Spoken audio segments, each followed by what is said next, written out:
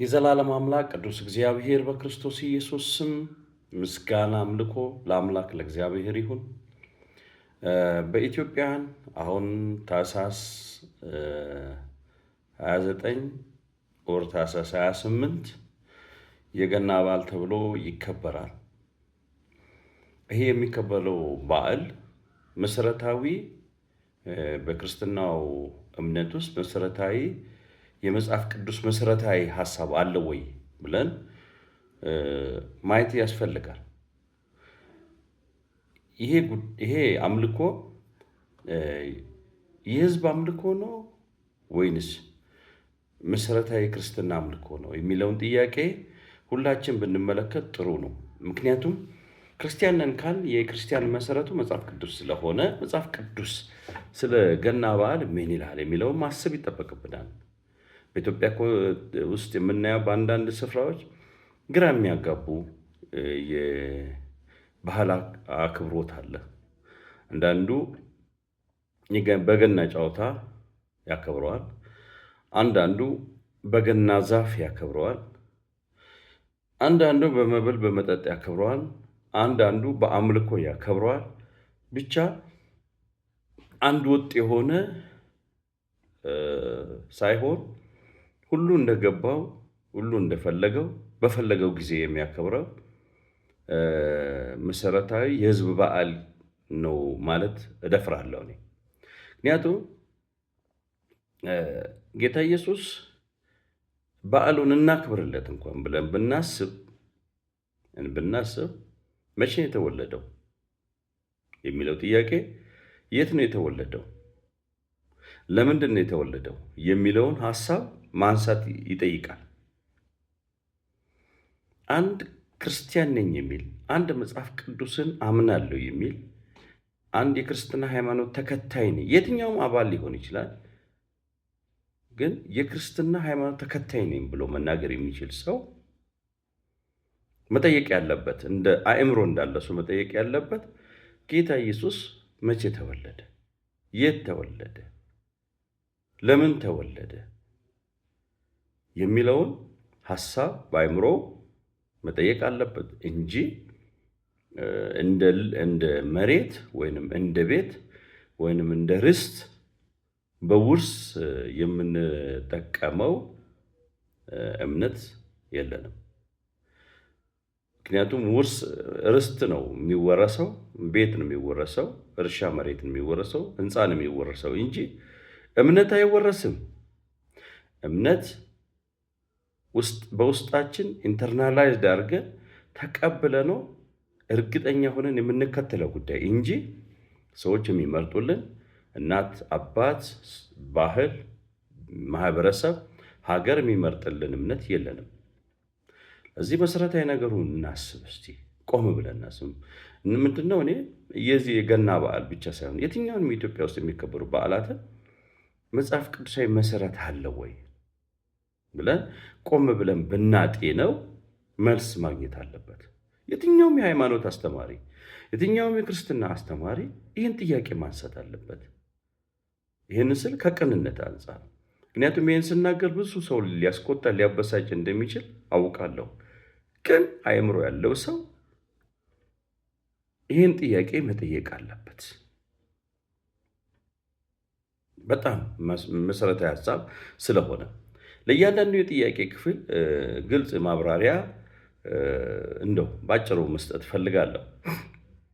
ኢየሱስ የተወለደው ከ4 እስከ 6 ዓመተ ዓለም ከ4 እስከ 6 ዓመተ ምህረት ከክርስቶስ ልደት በፊት ማለት ነው አካባቢ እንደሆነ ጥናት ይናገራል። ይህ ግምት በመጽሐፍ ቅዱስ ውስጥ ካሉ ታሪካዊ ዝርዝሮች የመጣ ሲሆን ለምሳሌ ሄሮድስ የሞተበት ዘመን በትክክል የተቀመጠ አይደለም።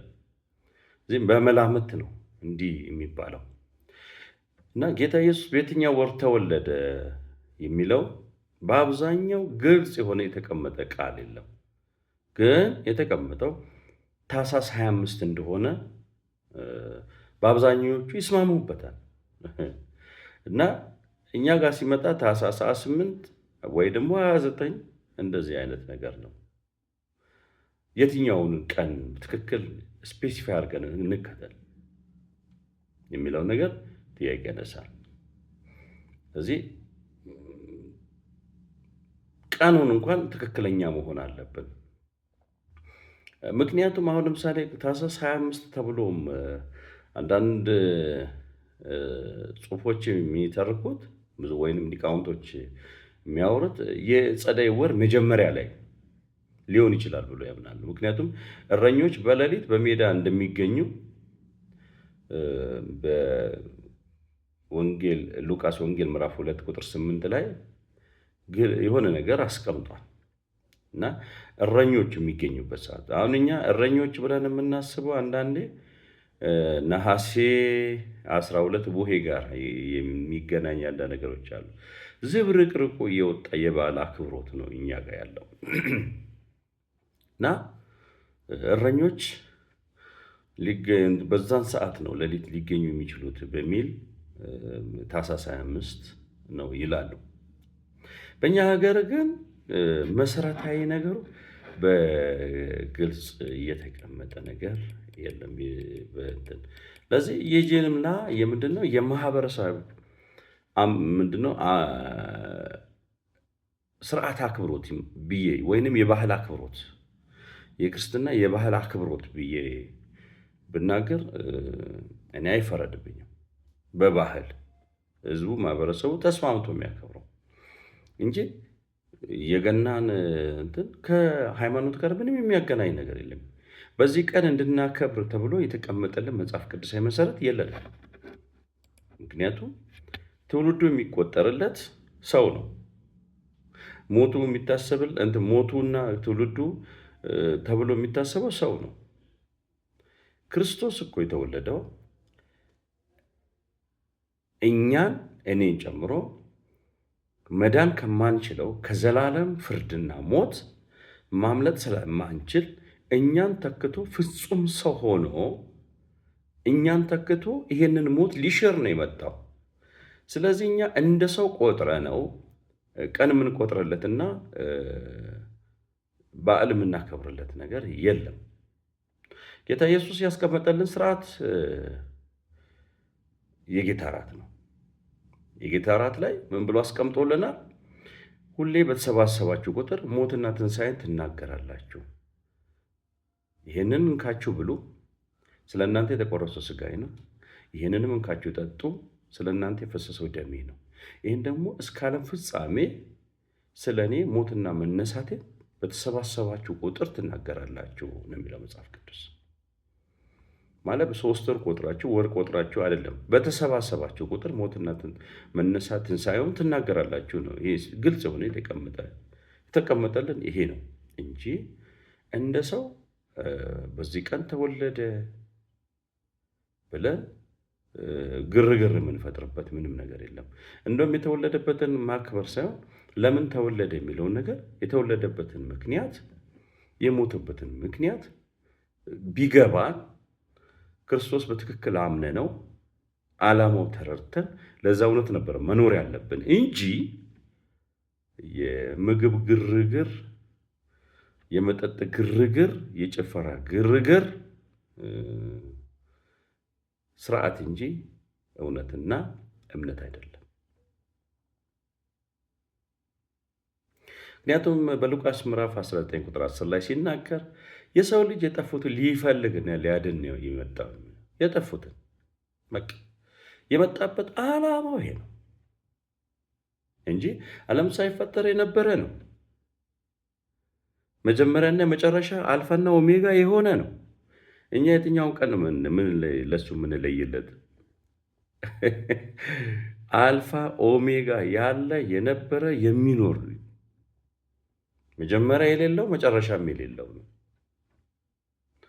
ለዚህ ይሄ የሰው ልጅ የተባለው ጌታ ኢየሱስ የጠፋውን ሊፈልግ ሊያድን ይህንን የደከመውን ከገነት የተባረረውን ሰው ኃጢአተኛውን ሰው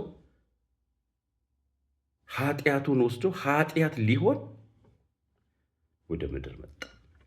ስለዚህ ይሄ የመጣው ኃጢአተኛውን ተክቶ እሱ ኃጢአት ሆኖ ኃጢአተኛውን ነፃ አድርጎ እሱን ጨለ በመሰቀል እሱ በመገደል ይሄ ኃጢአተኛውን ሊያድን ሊፈውስ እሱ ሞቶ በሱ ፈንታ ለዚህ ለኃጢአተኛው ሕይወት ሊሰጥ ምትክ ሊሆን መካከለኛ ሊሆን ነው ኢየሱስ የመጣው። ይሄ ሳይገባን ዶሮ አስወደድን፣ ስጋ አስወደድን፣ ድሃና ሀብታም ግራ እስኪጋባ በዓል በመጣ ቁጥር እንዲያዝን እንዲተክዝ አድርገን ስርዓት አልባ የሆነ ባህል ከሃይማኖት ጋር በማያያዝ ስለዚህ ምንጩ መታወቅ አለበት። ይሄ ነገር መጽሐፍ ቅዱሳዊ አይደለም።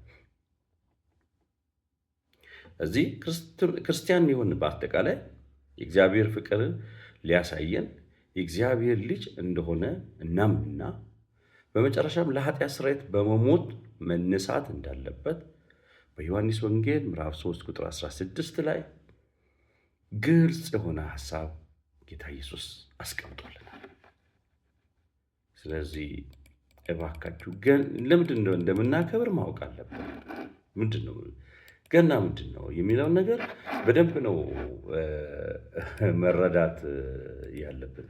ምንድን ነው ዓላማው? መጽሐፍ ቅዱሳችን በዮሐንስ ወንጌል ምዕራፍ 3 ቁጥር 16 ላይ ምን ይለናል? በእርሱ የሚያምን ሁሉ ይላል የዘላለም ሕይወት እንዲኖረው እንጂ እንዳይጠፋ እግዚአብሔር አንድያ ልጁን እስኪሰጥ ድረስ ዓለሙን እንዲሁ ወዷልና። አንድ ሰው እንዳይጠፋ ይፈልጋል እግዚአብሔር። ለዚህስ እንዳይጠፋው ደግሞ ምንድን ነው ያስቀመጠለት? አንድያ ልጁን አሳልፎ እስከ መስጠት ድረስ። በጣም የሚገርም። ይህንን አንድያ ልጁን አሳልፎ እስኪሰጥ ድረስ ዓለሙን ሁሉ እንዲወደደ ይሄንን በማመን የዘላለም ሕይወት እንዲኖረን እግዚአብሔር ወሰነ። ገናን የምናከብረው የዘላለም ሕይወት ስላገኘን ከሆነ ደስ ይላል። የዘላለምን ሕይወት ስላገኘው ይህንን የዘላለም ሕይወት ለማግኘት ይህን ቀን አከብራለሁ ቢሆን ምናልባት ሕጋዊ ዶክመንት ቢኖረው ተስማምቶ ሊቃውንቶች የዘላለም ሕይወት በልጁ በኢየሱስ በማመን ልጁ ደግሞ ለእኛ ቤዛ ሆኖ በመሰጠቱ በዚህን ቀን ለእኛ ብሎ የተወለደው ሊሞትልን የተወለደው ኢየሱስን በማመን የዘላለም ሕይወት ስላገኘን ደስታችንን እናከብራለን ተብሎ አዋጅ ቢታወጅ አልቃወምም። አሁን ግን ቡሬ የሆነ ግራ የሚያጋባ ስርዓት ብቻ የሆነ እውነትና ሕይወት የሌለበት ሃይማኖተኝነት ብቻ፣ ሃይማኖተኝነቱም ደግሞ መሰረት የሌለው እዚህ እንኳን አደረሳችሁ ለማለት የምችለው እኔ ሰዎችን እጃቸውን አንስተው ጌታ ኢየሱስን የግል አዳኛቸው አድርገው ሲቀበሉ ብቻ እንኳን አደረሰ እላለሁ። ምክንያቱም ከዘላለም ሞት ወደ ዘላለም ሕይወት ስለተሻገረ የኃጢአት ቀንበር ከሱ ላይ ተነስቶ ወደ ጽድቁ መንግስት ስለገባ ከድቅድቅ ጨለማ ወደሚደነቅ ብርሃን ስለመጣ እንኳን ደስ አለ። የዛለ ቢጨፈር የዛለ እልል ቢባል የዛለ ቢደገስ ደስ ያሰኛል። ስለዚህ የምናከብራቸው በዓላቶች መጠናት አለባቸው። ዛፍ መቁረጥ፣ ጫካ መመንጠር፣ ማጥፋት፣ ዲም ላይት ማድረግ ይሄ ከህይወት ጋር ምን ያገናኘዋል? ምን ያገናኘዋል? ከብት አርዶ መብላት፣ ጠላ መጠጣት፣ ድግስ መደገስ ምን ያገናኘዋል ከዚህ ጋር? ይሄ ሆድ ለምግብ ምግብ ለሆድ ሁለቱም ይጠፋሉ ከሚባለው ጋር የሚገናኝ ነው። ለዚህ እባካችሁ እኔን የምትሰሙ ወንድሞችና እህቶች ራሳችንን እንጠይቅ። ለምንድን ነው ይህን ባህል ማከብረበት ምክንያት ምንድን ነው ብለን ማሰብ ይጠይቃል። ክብር ለአምላክ ለእግዚአብሔር ይሁን። ተባረኩ። እንግዲህ 2026 የገናን በዓል ለምን እናከብራለን የሚል መሰረታዊ ርዕስ ሆኖ ሁላችን መጠየቅ አለብን። ተባረኩ።